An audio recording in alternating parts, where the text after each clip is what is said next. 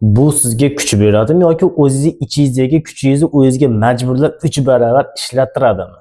Albatta, siz taxminingiz to'g'ri. Mavzu energetik ichimlik to'g'risida chuqurlashtirilgan mavzu hisoblanadi do'stlar. Ya'ni shaxsan o'zimni talqinimda eshitmoqchi bo'lgan muxlislarim uchun do'stlar.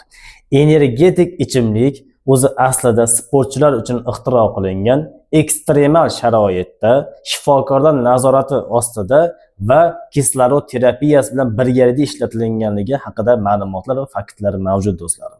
Oddiy insonlar uchun yuragiga va buyragiga jiddiy zarba yetkazib olish deganidir.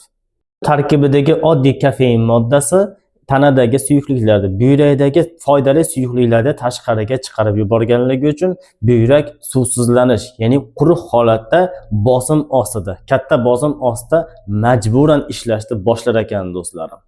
2 barobar qonni filtrlaymanni bosim ostida ishlayotgan buyragimizda va nihoyat naychalarda yirtilish paydo bo'ladi va bu yirtilish keyinchalik fibrozga, ya'ni chandiqlanish holatiga olib keladi va nihoyat oxirida yetib kelgani buyrak yetishmovchilik holatiga keladi do'stlar. O'zimizni zararlab qo'yadigan, bilmasdan iste'mol qilib qo'yadigan mahsulotlardan o'zimizni saqlaymiz do'stlar. Hech qachon kasal bo'lmanglar, omad tilayman.